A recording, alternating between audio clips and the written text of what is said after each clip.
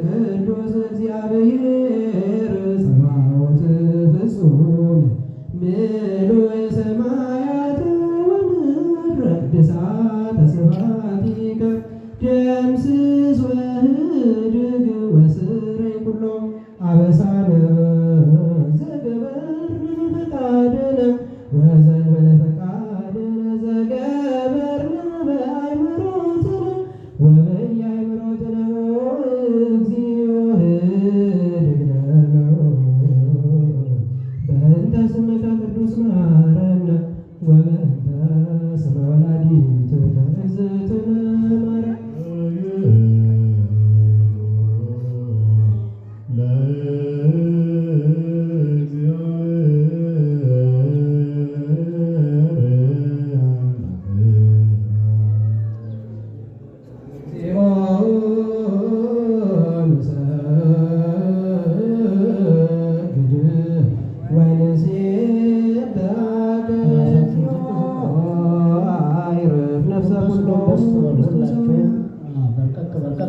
ራሳችሁን ዝቅ ዝቅ አድርጉ። ሁላችሁ በውስጥ በላይም በታችም ያላችሁ ሁላችሁም ራሳችሁን ዘንበል አድርጉ። ወንበስ በሉ። ጸሎተ ንስሐ። አቤት ሁሉን ያዝ ጌታ እግዚአብሔር በስልጣን በስም ብቸኛ የምትሆን ፍትሐ ዘወላዲቱ ጌታችን ኢየሱስ ወልድ ዋሕድ እግዚአብሔር አብ ቃል የማይለወጥ መድኃኒተ በምትሆን በማለት ምክንያት ያደርጉና ስለጠፋ ንጹሐን በሚሆኑ ደቀ መዛሙርትና በንጹሐን አገልጋዮች ፍትፍ ያለባቸው መንፈሶች ተቀበሉ። ይቅላላቸዋቸው ደረሴ ቅላቸዋል ይቅር ብላላቸዋቸው አግዛቸው ያቅላቸውን ያልከቃውንም ትምህርት በብትሆን ቤተክርስቲያን ጊዜ ድገት ስራ ለሚሰሩ ለንጹሐን አገልጋዮች ተዋቤቱ አንተ ስለተሰጠ በምድር ላይ ኃጢአትን ይቅር ይሉ ዘንድ ያስቡ ዘንድ የወደ ልማት ስራ ይፈቱ ዘንድ አሁንም አቤቱ ሰው ወዳጅ ሆይ ዳግመኛ ቸርነትን ስለመናዘን ይሻለን። ስለዚህ ወንዶቹ ስለትክቱም አባቶችና ወንድሞቼ እህቶቼም ደካማ ስለመሆን ስለ እኔም ስለ ባሪያ በቅዱስ ሰዎች ራሳቸውን ዝቅ ስላደረጉ ሰዎች የምሕረትን ጎዳና ስለገለጽን ያጣችን ማሰሪያ ሁሉ በጥማት ባለን አቤቱ አንተን ብንበድል በማወቅ ወይም ባለማወቅ በጠንቋልም ቢሆን በልቡና ክፋትም ቢሆን በመስራትም ቢሆን በመናገርም ቢሆን በእውቀት ማነስም ቢሆን የሰው ድካምን አንተ ታውቃለህና ቸር ወዳጅ ሆይ የፍጥረቱን ጌታ አቤቱ ያጨረክስ ስሬት ስጠን። ባርከን አክብረን ነፃን አድርገን አንጻር የተፈታን ነፃን የወጣን አድርገን ከህዝቡ ጉልፍታቸው ስምህን መምራት የተመላ አድርገን ቅዱስ ፈቃድህን በመምራት አጽናቸው። ሆይ ጌታችን አምላካችን መድኃኒታችን ኢየሱስ ክርስቶስ ሆይ አንተ ኢየሱስ ክርስቶስ ነህና ምስጋናና ክብር እናቀርባለን። ሰማያዊ ከሚሆን ምድር አባት ጋር ማያዊ ከሚሆን ከመንፈስ ጋር ትክክል የሚሆን ዛሬ ዘወትር ለዘላለሙ አሜን። ጸሎተ ንስሐ። አቤቱ ዓለሙን ሁሉ ያዝ ጌታችን እግዚአብሔር የነፍሳችንና የሥጋችን የደመ ነፍሱን የምታድን አንተ ነህ። በአንድ ልጅ በጌታችን በአምላካችን መድኃኒታችን በኢየሱስ አፍተናገራና ለአባታችን ለጴጥሮስ እንዲህ ብሎ የተናገረውን አንተ መሰረት ላይ ገቡ ቤተክርስቲያን መሰረታለ ሲሆን ልጆች ሊያጠፏትና ሊያነዋውጣት አይችሉም። ለአንተም የመንግሥተ ሰማያት መክፈቻ እሰጥሃለሁ። በምድር ያሰረው በሰማይ የታሰረ ይወርድ፣ በምድር የሚፈታው በሰማይ የተፈታ ይወርድ። ወንዶችም ሴቶችም ባሮችም ሁሉ በየስማቸው የተፈቱ ነፃ የወጡ ይሁኑ። በመንፈስ ቅዱስ ቃላትን በደለኛ በመሆን በእኔም በባሕርይ ቃል በማወቅ ወይም ባለማወቅ ቢሰሩ አቤቱ እኒህ አባቶችና ወንድሞቼ እህቶቼን አንተ ተደብቃቸው። ዳግመኛ አንተ በደለኛ የሚሆን ወራዳነቴን አይተህ ፍታኝ። ልዩ ሦስት በሚሆን በአብና በወልድ በመንፈስ ቅዱስ ቃል የተፈቱ ነፃ የወጡ የሆኑ አንተ በደለኛ በመሆን በእኔም በባሕርይ ቃል መሐሪ ቅዱስ ሰውንም የምትወድ አምላካችን እግዚአብሔር ሆይ የዓለሙን ኃጢአት የምታደርግ ወንዶችና የሴቶችን ባሮች ነፃቸውን ተቀበል። ለአንድነት የሚሆን ብርሃን ገለጥላቸው። አቤቱ ኃጢአታቸውን ይቅር በላቸው። ቸር ሰው ወዳጅ የምትሆን አንተ ነህና ይቅር በል አምላካችን እግዚአብሔር ሆይ የራቀ ምሕረትን የሚበዛ እውነተኛ የሚመጡ የእኔን ኃጢአቴን አስተስርይልኝ። ወንዶችና ሴቶችን ባሮችን ሁሉ ከበደሉ ከመርገም ሁሉ አድናቸው። በቃላችንም ቢሆን በሥራችንም ቢሆን በሐሳባችንም ቢሆን አቤቱ አንተን ብንበድል ተውልን፣ አስተስርይልን፣ አቃልለን፣ ይቅር በለን። አምላካችን እግዚአብሔር ሆይ አንተ ቸር ሰው ወዳጅ ነህና አቤቱ የተፈታን ነፃ የወጣን አድርገን። ወገኖች ሁሉ ፍታቸው። አንተ የሞትን ባሪያህን ፍታ። ክቡር የክቡር የጳጳሳቱን ፓትርያርኩን ብፁዕ የክብር ኢትዮጵያ ፓትርያርክ አባ ማትያስን አሰበው። ብፁዕ ሊቀ ጳጳሳትን አባ ሕርያቆስን አሰበው። አምላካችን ሆይ ለብዙ ዘመናት ለረጅም ወራት በእውነትና በሰላም መጠበቅን ጠብቅልን። አቤቱ ሀገራችን ኢትዮጵያን አስባት። የሚጣሉላትና ጠላቶቿን አስገዛላት። የጳጳሳቱን አለቆ የጳጳሳቱና የኤጲስቆጶሳቱን ቀሳውስቱና ዲያቆናቱ አናቶችና ደናግልና መነኮሳቱን ባልቴቶችና አባትና የቁጥባቸው ወንዶችና ሴቶች ባገበቱና ልጆችን ቁርጥ በብቶር በዚህ ቤተ ክርስቲያን ያሉትን የቆሙትን የክርስቲያን ወገኖችን ክርስቶስን በማመን አጽናቸው። አቤቱ ቀና ሃይማኖት ነው የሞቱና ያረፉትን አባ እንደዚሁ 40 ቀን አስፈጽመ ዛሬ ደግሞ ለበዓለ ሆሳዕናው በሰላምና በጤና ያደረስከን አምላክ ክብርና ምስጋና ለአንተ ይሁን እያልን ስምህን እንጠራለን። አባታችን ሆይ ስምህ ይቀደስ፣ መንግሥትህ ትምጣ፣ ፈቃድህ በሰማይ እንደሆነች እንዲሁም በምድር ትሁን። የዕለት እንጀራችንን ስጠን ዛሬ፣ በደላችንን ሁሉ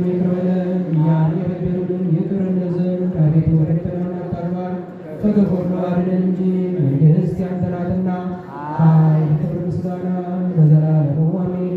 እመቤታችን ቅድስት ድንግል ማርያም ሆይ በመልአኩ በቅዱስ ገብርኤል ሰላምታ ሰላም እንልሻለን። በሐሳብሽ ድንግል ነሽ፣ በሥጋሽም ድንግል ነሽ። አሸናፊ እግዚአብሔር እናት ሆይ ሰላምታ አንቺ ይገባሻል። ከሴቶች ተለይተሽ አንቺ የተባረክሽ ነሽ፣ የማኅፀንሽ ፍሬ የተባረከ ነው። ጸጋን የተመላሽ ድንግል ሆይ ደስ ይበልሽ፣ ልዑል እግዚአብሔር ከአንቺ ጋር ነውና ከተወደደው ልጅሽ ከጌታችን ከመድኃኒታችን ከኢየሱስ ክርስቶስ ዘንድ ይቅርታና ምሕረትን ለምኝልን ኃጢአታችንን ሁሉ ያስተሰርይልን ዘንድ ለዘላለሙ አሜን። እሺ ትንሽ እንረጋጋና አንድ 10 ደቂቃ ያህል ስለ ዛሬው ዕለት እንነጋገራለን ማለት ነው። ፊታችሁን አላቱ። በስመ አብ ወወልድ ወመንፈስ ቅዱስ አሐዱ አምላክ አሜን።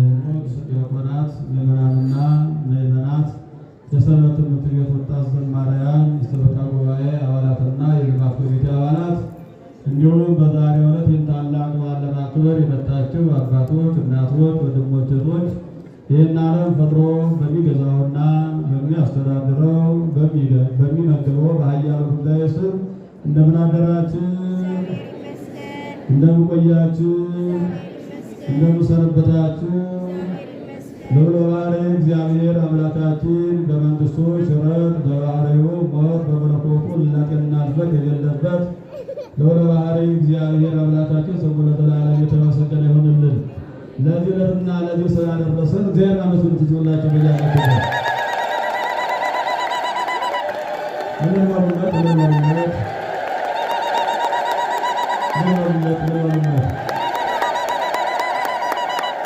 እግዚአብሔር ወዶና ፈቅዶ ነው። እንደኛ ኃጢአት ብዛትና እንደ ሰውነታችን ክፋት ሳይሆን እንደ እግዚአብሔር ቸርነትና ምሕረት ይህን 40 ቀን አስፈጽሞ አትሂዱ፣ ሳትባረኩ ሳትፈቱ እንዳትሄዱ እንደተገዘታችሁ ታስሮ ቤት ክልክል ነው። ዛሬ በዚህ ሳምንት መስቀል መሳለም የለም፣ ፍትሐት የለም፣ ክርስትና የለም። ያንን የወሪቱን 5500 ዘመን የምናስታውስበት የጨለማውን ዘመን የምናስታውስበት ስለሆነ ሁሉም የሚፈጸመው አሁን ስለሆነ ሁላችሁም በያላችሁበት ሆናችሁ ተረጋግታችሁ ለ12 ደቂቃ ያህል የዕለቱን በዓልና እንወያይበታለን ማለት ነውና፣ ስለዚህ ዛሬ ሆሳዕና በሉት ሁላችሁ። ሆሳዕና ማለት ምን ማለት ነው? መድኃኒት ማለት ነው። ደግሞ ዛሬ ደግሞ መድኃኔ ዓለም የዓለም መድኃኒት ሁለቱ በዓል ገጥሟል በዛሬው ዕለት ማለት ነው እና ሆሳዕና የሚባለው በዓል ከ9 አበይት በዓላት አንዱ ነው። ሁለቱ አበይት በዓላት ተገናኝተዋል ዛሬ ማለት ነውና በማቴዎስ ወንጌል ምዕራፍ 21 ከቁጥር 1 ጀምሮ ስንመለከት ወቀርቦ ኢየሩሳሌም በዕጣ ቤተፋጌ እንተ ገቦ ደብረ ዘይት፣ ወደ ኢየሩሳሌም ሊገባ በቀረበ ጊዜ የደብረ ዘይት አጠገብ ከምትሆን ቤተፋጌ ደረሰ ይላል እና በዚህ ጊዜ ቤተፋጌ ማለት የተመሳቀለ መንገድ ማለት ነው። በተመሳቀለው መንገድ ላይ ጌታችን አምላካችን መድኃኒታችን ኢየሱስ ክርስቶስ እዚያ ሐዋርያትን አስከትሎ በሚሄድበት ጊዜ ወሶቢያ ፈነወ እግዚእ ኢየሱስ ክልኤተ እምአርዳኢሁ። በዚህ ጊዜ ከደቀ መዛሙርት ሁለቱን ምንድን ነው ያላቸው? ወይቤሎሙ ሁሩ ሀገረ ዘቅድሜክሙ፣ ወደፊት ወዳለው ሀገር ሂዱ አላቸው ይላል። የትምህርታችን ድርስ ሊሆነ ነው።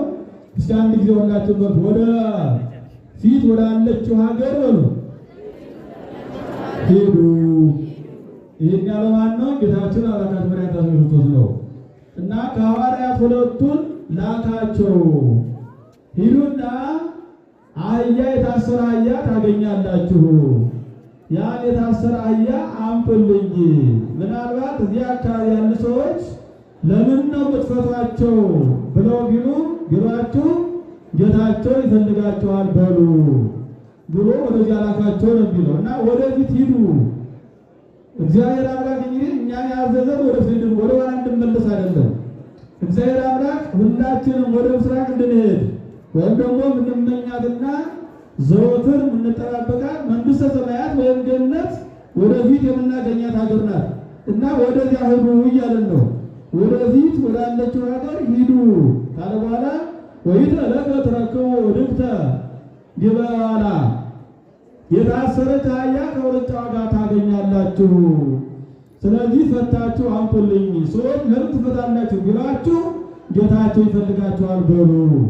ምክንያቱም አህዮችን የፈጠረ ሰውን የፈጠረ እግዚአብሔር ስለሆነ አራዊትን እንስሳትን የፈጠረ እሱ ስለሆነ ወደዚያ ላካቸው ነው የሚለው እና እነዚያም የተላኩ ሐዋርያት ቅዱስ ዮሐንስና ቅዱስ ጴጥሮስ ናቸው ተብሎ ይገመታሉ ወይም በሊቃውንት ምስጢር ይታወቃሉ። ሄዱና ያን ከታሰሩበት እቺ አህያይቱን እና ውርንጫዋን የሴት አህያ ናት። ውርንጫዋን እና አህያይቱ ይዞ መጡ። በዚህ ጊዜ ጌታችን አምላካችን መድኃኒታችን ክርስቶስ ሰዎቹ እለይ መሩ እለይ ተሉ ከኢየሩሳሌም ወደ ቤተ መቅደስ ለመግባት ነው ክርስቶስ የተነሳውና ከኢየሩሳሌም እስከ ቤተ መቅደስ ድረስ ወደ 14 ምዕራፍ ወይም 16 ኪሎ ሜትር ያህል ርቀት አለው ነው የሚለው እና ወዲያውኑ ብዙ ሰዎች ይከተሉት ነበርና ያችን አህያ ካመጡ በኋላ ልብሳቸውን ጎዘጎዙለት ነው የሚለው። ምናቸውን? ልብሳቸውን እንደ ኮርቻ አድርገው ማለት ነው። ምክንያቱም ኮርቻ ይቆረቁራል፣ ልብስ ግን ለስላሳ ነው፣ ለሰውነት ለምትቀመጥበት ይመቻል ሲሉ ልብስ ጎዘጎዙለት ይላል። ምክንያቱም አንተ የማትቆረቆር ሕግን እነሆ ሰርተህልናል። ልብስ ለስላሳ ነው፣ ልብስ ለሰውነት አይቆረቁርም። አንተም የምትሰራልን ሕግ የማይቆረቁር ሕግ ነውና ከዚህ ቀደም የነበረው ሕግ እነሆ ጥላ ነበረ፣ ፍጹም አልነበረም። ፊቱ የሚመታ ሰው ካለ ፊቱ እንዲመታ፣ ጥርስ የሚወልቅ ካለ ጥርስ እንዲወልቅ፣ ወይም ዓይን ያፈሰሰ ካለ ዓይኑ እንዲያፈስ የሚል ሕግ ነበረ። አንተ ግን ዛሬ እነሆ ቀኝ ብትመታ ግራ አሳልፈህ ትተህ የምትል ሕግ ትሰራለህና ስለዚህ ምክንያት አንተ ተቀመጥበት ብለው ልብሳቸውን ጎዝጉዞ ኮርቻ አድርገው አስቀመጡት ይላል። ከዚህ በኋላ ወደ ቤተ መቅደስ እየገሰገሰ ነበርና እንደገና አሁንም ይህንን ዋይታና ይህንን እልልታ የሚሰማ ሕዝብ ሁሉ እየመጣ ወጣቱም ሕፃናቱም አዛውንቱም ሁሉ ሆሳዕና በአርያም ሆሳዕና የዳዊት ልጅ ሆሳዕና በአርያም ለአንተ መድኃኒት ነህ ለአንተ ምስጋና ይገባል እያሉ እየዘመሩ ወደ ቤተ መቅደስ መጡ። ነገር ግን ደግሞ ልብስ ያልነበራቸው ሰዎች ደግሞ በአካባቢው ካለው ዛፍ እነሆ እየተለጠፉ ወይም ደግሞ የዘንባባ ዝንጣፊ እያያዙ አህያይቱ በምትጓዙበት መንገድ ላይ ያነጥፉ ነበረ ይላል። አንተ የተከበረ አምላክ ነህ አይደለም እንኳን አንተ አህያይቱ አንተን የተሸከመች አህያ በባዶ እግሯ መሄድ የለባትም፣ በእኛ ልብስ ላይ መሄድ አለበት፣ በእኛ በምናነጥፈው ዘንባባ ላይ መሄድ አለባት በሚል የዘንባባ ዝንጣፊ አነጠፉለት ይላል። ዛሬ በዚያ ምክንያት ነው እኛ ዝንጣፊውን ከየትም ቦታ አፈላልገን መተን እንደ ምልክት ከግንባራችን ላይ የምናስረው ስለዚህ ነው። ስለዚህ ዘንባባ ወይም ሰሌን እንደሚታወቀው ሹሃም ነው። ሹሃማ እንደው በጥበብ ካልሆነ በስተቀር ይህን እናንተ በግንባራችሁ ያሰራችሁትን ማምጣት አይቻልም። በጥበብ የሚዋጋችኋለሁ ማለት ነው። ለአንተም እንደዚሁ ለጠላቶች እንደዚሁ ሰውን የምትዋጋ መራር ኃያል ንጉሥ መሆንን ደግሞ ለሚፈልጉ ደግሞ በጥበብ ደግሞ ገብተው ደግሞ ለሚያገኙ ደግሞ ጥሩ መሆንክን ብለው ይናገራሉ። እና ይቺ አህያ እንደሚታወቀው ሴት ናት። ነገር ግን ደግሞ ሁለት ጡት አላት። እንደው በሀገራትም ይባላል እንደው ሁለት ጡት ነው ተወልደው ይባላል። እና ምንድነው ምሳሌውና ወይም ምስጢሩ? ሁለት ጡት ያላት አህያ ወንድ አይደለም ሴት አህያ ነው የተፈለገው። ለምን? ጡት ያላት ስለሆነች። ይህች ሁለት ጡት የኦሪትና የወንጌል ሕግ ምሳሌ ነበሩ ይላል። ወይም ደግሞ አህያ የተመረጠችበት ምክንያት አህያ ልጇን አጠራም። ከማንኛውም ፍጥረታት ሁሉ ልጆቿን የምትወልድ ማለት አህያ ብቻ ናት። ታውቃላችሁ? አህያ ከማንኛውም አራዊት ከማንኛውም እንስሳ ከሰው በላይ አህያ ልጇን ትወዳለች። ምናልባት አህያ ከውርንጫዋ ጋር ሆነ አውሬ ቢመጣ እሷን መጀመሪያ አውሬ በላታል እንጂ ልጇን አሳልፋ አትሰጥም። ስለዚህ አንተም እነሆ አዳምና ሔዋንን አስቀድመህ ለገነት ካከበርክ በኋላ እንደገና እነሱን ፍለጋ መጣህ። የእነሱ ሞት የእነሱ ወደ ሲኦል መውደቅ ለአንተ ታላቅ መከራ አስከትሎ የመጣ ስለሆነ ስለነሱ ቁስል አንተ ቆስለህ ስለነሱ ሞት አንተ የምትሞትህና ስለዚህ በአህያ ላይ መቀመጡ ነው። ምክንያቱም ደግሞ ትንቢት ተነግሮ ነበረ። አጠፍ ሰረገላ ለኤፍሬም አፍራሰ ለይሁዳ አስቀድሞ ነገሥታቱ ወይም ደግሞ በእነ አብርሃም በእነ ይስሐቅ ዘመን የነበሩ ነገሥታት በሙሉ ጠብ ሲኖር በፈረስ በሰረገላ ላይ ሆነው ዘገር ነጥቀው ጦር ነቅንቀው ጠላቶቻቸውን ድል አድርገው ሮጠው ወደ ሀገራቸው ይመለሱ ነበረ። ነገር ግን በዚያን ጊዜ ሰረገላም አላስፈልገውም፣ ፈረስም አላስፈልገውም፣ በቅሎም አላስፈልገውም። ለምን? አውሶ ሩጦ ማምለጥ የሚችል አምላክ አይደለም ማለት ነው። እዚህ ሆኖ ማሸነፍ የሚችል አምላክ ነው። እሱ ፈርቶ የሚሮጥ አምላክ ስላልሆነ በደጅቱ በአህያይቱ አዳየ በቀር በሆነችቱ በአህያ ላይ ተቀምጦ መታየት ፈለገ ነው የሚለው እና ቀደም ሲል የነበረው አባቶች ሰላም የሰላም ዘመን ሆነ ሲሉ በአህያ ላይ ተቀምጠው መነሳነት ወይም ጭራ ይዘው በከተማ ሆሳዕና በአርያም እያሉ እልል ይሉ ነበረ። የዚያ ምሳሌ ነው። ስለዚህ ብትፈልጉኝ ታገኛላችሁ፣ የማትፈልጉኝ ከሆነ ደግሞ እነሆ ከእናንተ የራቅሁ ነኝ ለማለት በአህያ ላይ ተቀምጦ ወደ ቤተ መቅደስ ገባ ነው የሚለው። ስለዚህ የሚመሩትም የሚከተሉትም ሆሳዕና በአርያም ሩቅ የመጽሐፍ እግዚአብሔር በመዝሙር 117 ላይ እንደተጻፈ ሁሉ በደስ ይመጣ የተባረከ ነው። እግዚአብሔር አብ እነሆ ወደዚህ ዓለም ውረድ ተወለድ ብሎ የላከው እግዚአብሔር ወልድ የእግዚአብሔር ልጅ ነው። ስለዚህ ቡሩክ ነው። ባረክናኩም ቤተ እግዚአብሔር እግዚእ አስተርአየ ለነ እግዚአብሔር አምላካችን ነው። በጠባብ ደረት በአጭር ቁመት ተወስኖ እኛ አየነው። ለማንኛውም ብፁዕ ሆነ በማለት ይህን ይናገር ነበርና ስለዚህ ለወለተ ነዋ በነዋ ለወለተ ነዋ ንጉሥ ጻድቅ ወይዋ የመጽእ ክርስቲያን የወዲት ወዲበ ዋላ ዘካርያስ ምዕራፍ 9 ከቁጥር 9 ላይ ለጽዮን ልጅ ንገሯት አዳጀ በቀል ኢየሱስ ክርስቶስ ወደዚህ ዓለም ይመጣል፣ ንጉሥሽ ይመጣል። ስለዚህ ሰላም የተደረገ ዛሬ ነው። አንቺ አላወቅሽም እንጂ እነሆ ሰላም ዛሬ ነው እያለ ቅዱስ ያሬድ እንደመዘምርና ሁሉ በዛሬው ዕለት በአህያ ተጭኖ ወደ ቤተ መቅደስ የገባበት የሰው ልጆችን እንደዚሁም ከቤተ መቅደስ የነበሩትን ጣዖታቱን ወይም ደግሞ ላሙን በሬውን ይሸጡ የለውጡ የነበሩትን አባሮ ከዚህ በኋላ በሬና ላም በግና ፍየል ሳይሆን መስዋዕታችሁን የኔ ለማለት ወደ ቤተ መቅደስ ገባ። 14 ምዕራፍ ነው የሚለው ከ16ቱ 14ቱን በእግሩ መጥቷል። ሁለቱን በዋል ላይ ሆኖ በቤተ መቅደስ 3 ጊዜ ዙሯል። 3 ጊዜ በዞሩ የሶስትነትና የአንድነት ምሳሌ ነው። 4ቱ ደግሞ ኪዳነ አብርሃም፣ ኪዳነ መልከጼዴቅ፣ ኪዳነ ጥምቀተ አብርሃም፣ ብስረተ አብርሃምና ጥምቀተ ዮሐንስ ነው ብሎ ሊቃውንት ተርትረውታል። ስለዚህ በዚህ ምክንያት ነው ኢየሩሳሌምን እየዞረ የመንግስት የገባበት ስለሆነ ታላቅ በዓላችን ነው። ሌላው ክርስቶስ ኢየሱስ ክርስቶስ ወደዚህ ዓለም መጥቶ የመጨረሻው ስራ ያጠናቀቀበት መጋቢት 27 ቀን ነው። በዛሬው ዕለት እነሆ በእንደ ብርሃንና ተወጥሮ በቀራንዮ አደባባይ ላይ መሞት የማይገባው አምላክ፣ መታሰር የማይገባው አምላክ ታስሮ፣ መገረዝ የማይገባው አምላክ ተገርፎ ስለኛ ቆስሎ ስለኛ ደምቶ ቅዱስ ነው ክቡር ደሙን ብሉ ጠጡ ብሎ ለማለት በዛሬው ዕለት ደግሞ በቀራንዮ አደባባይ ላይ የመጨረሻውን ወገብረ መድኃኒተ በማእከለ ምድር በቀራንዮ አደባባይ ላይ መድኃኒትን አደረገ ተብሎ በመዝሙር እንደተነገረ ሁሉ ድነት ያገኘንበት ቀን ሆሳዕና መድኃኒት የሆነበት ስለሆነ ሁላችን እያንዳንዳችን ተግተንና ነቅተን ይችን ከዛሬ ጀምሮ እስከ ስቅለት ድረስ ወይም እስከ ትንሣኤ ያሉትን ዕለታት እግዚአብሔር ጋር ለመገናኘት እንዲያውቃ ቅዱስ ፈቃዱ ይሁንልን።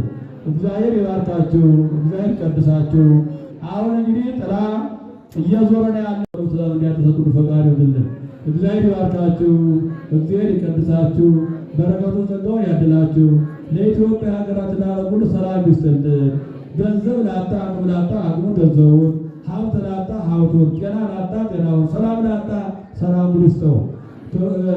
እግራቸውን ባነሳችሁ ቁጥር ከሩና ዘጋ ጊራኩ ዳስልን እግዚአብሔር አምላክ ወደ ቤተክርስቲያን ስንቀሰቅስ ይቆጥራል። እግዚአብሔር መልአከ እግዚአብሔር ይቆጥራል። ወዴት እየወጣች ያለ ወደ እግዚአብሔር ቤት ነው። እግዚአብሔር ደግሞ የሚገኘው በህብረት የምናገኘው እዚህ ነው። በየቤታችንም አለ።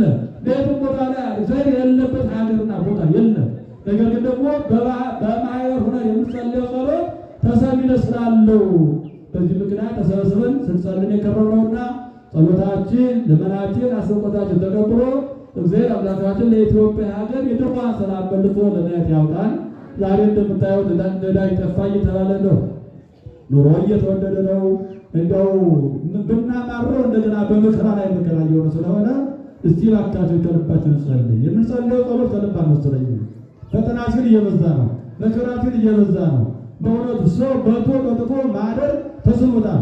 አሁን እኮ ሰው እንዲያው ነግቦ ወጥቶ ወርዶ መኪና ገዛለሁ ቤት ገዛለሁ እኮ ሰው የለም። ወርዛ ለምን ሰራው ለዳቦ ብቻ ያቺ ዳቦ ሳትነክሳታልና ምክንያቱም ሰው ካመላ መንቀሳቀስ ስለማይችል አሁን ሰው የሚወጣው ለዕለት እንጀራ ብቻ ሆኗልና እግዚአብሔር አምላካችን የጥንታዊ ኢትዮጵያ መልሶልን ይነዳጁን እና ሀያላ እንደዚህና አሜሪካ የሚባሉ አጋንንት ዓለሙን የሚያዋጉ ዓለሙን የሚያፋጁ ደም የሚያፋስሱ ወንድም ከወንድ ጋር የሚያጋጩ ምንም እንደው ጃማሮ ተቻግሮ ጃማሮ ተባሉሰይ ምንም ሳይቸገሩ እዚያ ደግሞ ኢራንን እየወጉ ያሉ እስራኤል ጋር ደግሞ እየተዋጉ ያሉ ያለው ማጣት ዓለም እንደዚህ ደግሞ የኛ የጠቅላላ ያለ ህዝብ የተጎዳ ያለና እግዚአብሔር አምላካችን የኃያላኖቹ ኃያል እግዚአብሔር ስለሆነ በኃይሉ በስልጣኑ ዝቅ አድርጎ እነሱን አስቀጥቅጦ አስገዝቶ የሚሰጥ ምንድነው ታላቅ መላእክት እግዚአብሔር ቅዱሳን መላእክት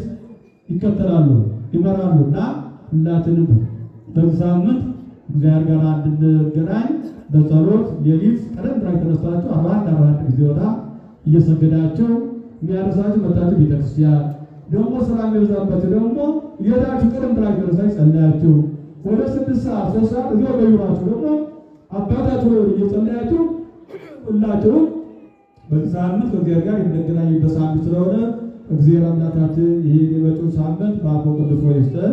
አንድ ሰው ሳይለያይ አንድ ሰው ሳይነጣጠል ሁላችንም በበዓሉ ተገኝተን በዓለ ፋሲካው እንድናከብር እግዚአብሔር አምላካችን ይርዳን። ጥላይ የምታዞሩ አዙሩና ወደ መድረኩ መልሱልን። እጃቸውን ዘርጉ ብለናል። ዘርጉት የሚዘረጋላችሁ እግዚአብሔር የምንለምናችሁ ወደን አይደለም ኃላፊነት ስላለብን ነው። ቤተክርስቲያኗ ደግሞ ከእናንተ በረከት ስለምትፈልግ ነውና እንዲያውም ስንጠይቅ ታቦት አቆመን እንደሌላ የሚያዙ ሰዎች አሉና በረከት እንድትይዛችሁ እንድትሉና በረከት ተጠባቂ አይደለም። የሰላም አምላክ ሰላም ያድለን በሰላም እንዲያውለን አባታችሁ ላይ ማለት በጸሎት እንለምነው።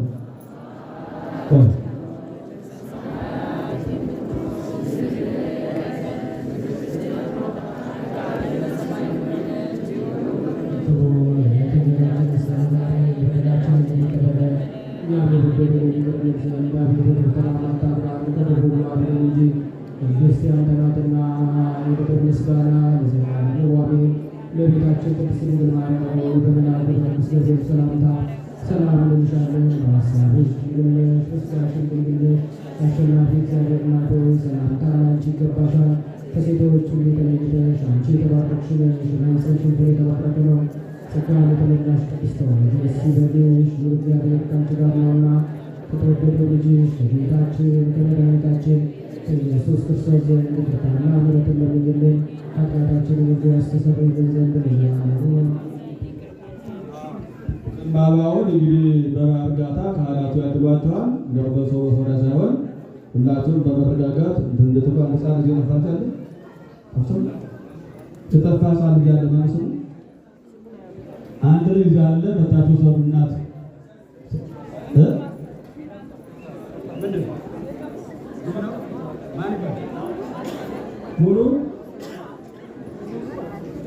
ሙሉ አስራት የሚባል ደግሞ ጠፋ። እንደዚሁ ወደ መድረኩ አምጥቶ እያራቃላችሁና ስለዚህ ካህናት ሰጣችሁ አዘንባባው አሁን ወደ ስርዓተ ቅዳሴ ተሳን እንደለው አሁን ነው